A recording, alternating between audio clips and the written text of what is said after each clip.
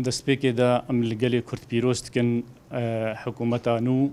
و ئەم جەنابێ کاک مەسرور مەسعود بەرزانیژی پۆستاویان و پیرۆز دکن و ئەم دەبێژن ئەف کابینا گۆ چێبوو کابینانها وێ کابینا خزمەتگوزاریە بێ و ئەم بهێڤینە گۆ پێشکەتنە کوردستانê aliyê aborî de bê û di aliyê siyasî de û him di aliyê civakî de û ew mada 140 ya navbera Hewlêr û Bexdayê de em bihêvîne got ev hikûmeta nû karibê wê jî çareser bike û ew kêşeyê di nav Bexdayê û Hewlêrê de wa kêşa jî çareser bike û ev hikûmeta henê alîkariyê bi malbatê şehîda re bike her wiha bi parçeyên dîn Kurdistanê re alîkar bê gol hevhatinekê çêkê di navbêna van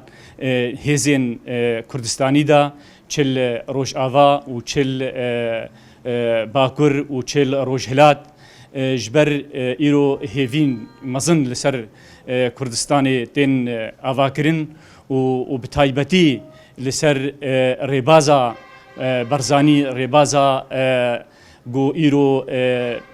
proja netewî dişopînin û xwedîne ji wî projê netewî re yê me em jî weke Partî Demokratîk Kurdistan Sûriya em xwe dibînin ji wî projî û em xwe dibînin ji wê rêbazê û em piştevanin ji wê hikûmetê re û em ê dîsa piştevan bin û em li gelê xwe cardî pîroz dikin vê kabîna niha. Destpêkê de bi navê Hizba Şewiya Kurdistanî em pîrozbahiyê ji bo her du serokê Herêma Kurdistanê jî em pîroz dikin û ji bo serokê Wezîrê Herêma Kurdistanê Berêz Mesrûr Berzanî. Di rastî yani em çiqa em bêjin em tiştî hay mezin dixwazin nûkîmanî nebin herî hebin. Yani ew kîmanî tiştê piştî avakirina vê hikûmetî kîmanîne eger piçûk hebin jî yani ew kîmanî bir miletê me û partiyê me û hêzê me siyasî li Başûrê Kurdistanê bira lêv xwedî derkevin bi rengkî exlaqî, bi rengkî biratî, bi rengkî netewîtî, kurdiyayîtî bira karibin çareser bik. Bilanê berjewendiya netewiyatiya Kurdî, piştîmaniya Kurdistanî sir hemî berjewendiya û hemî mesalihê xwe tehezûbî, teferrûdî وەکو گوتێ ئستعلایی بلا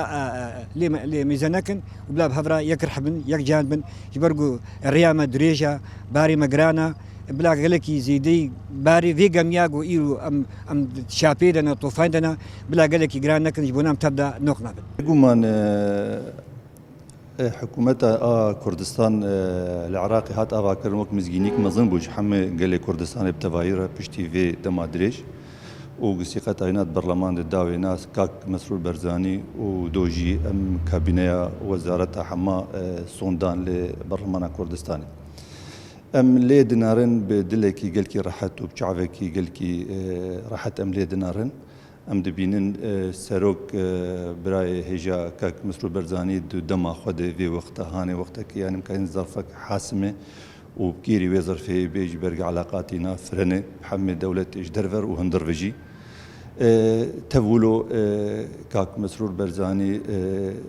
destgî wî paqij heyî di rewşa ew li hêl Kurdistanê de û evaya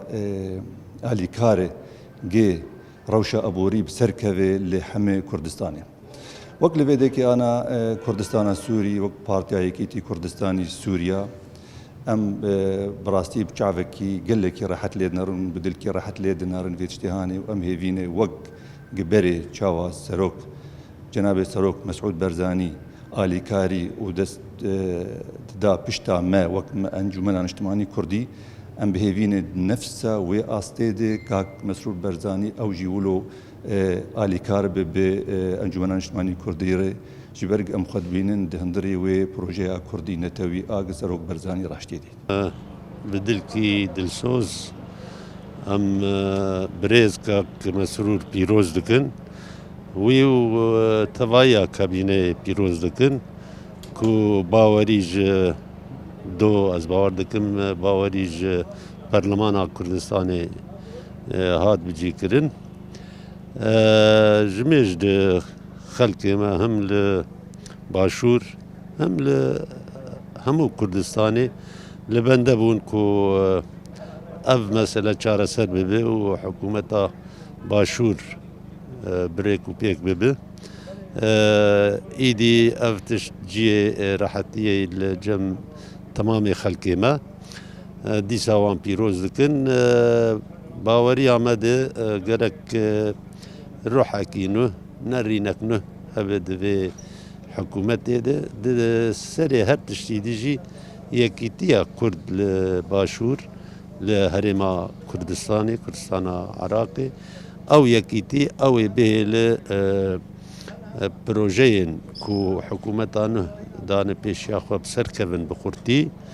بید دلی كو قالك بيلانين لدورا هرما كردستاني هاني وخلجير دكولن ك ونهيل بسر كذا نيكيتيا كرد نهبريزيا كرد او دهيل ابيلانانا درباسي نام ببن ام بهيفينه و ام دوي باوريه دنه كو اف حكومت وكار بويكيتيا كرد بجيبينه وكار بخدمت ملت مي باشور بجداهي جتبار بك هيفي ما مزنن كو اف كابينه يكسر كفتي به وملت مجوي باوريه دد بريز كاك مسرور برزاني وروا برلمان يجي او باوري داي شخوا ام البارچه دني كردستاني ام تايبتي هات پارچاكي برچاو دگرن